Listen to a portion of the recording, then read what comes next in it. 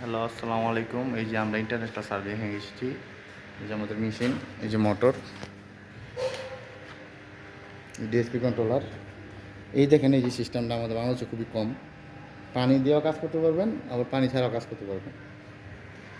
বিষয়টা হলো এরকম, 2 in 1, 2 in 1, লোহা বোর্ড দুইটাই একসাথে কাজ করতে পারবেন। আমাদের দেওয়া আরেকটা মেশিন, এটা হলো ইন্ডিয়াতে, সবাই দেখে বুঝে নেন।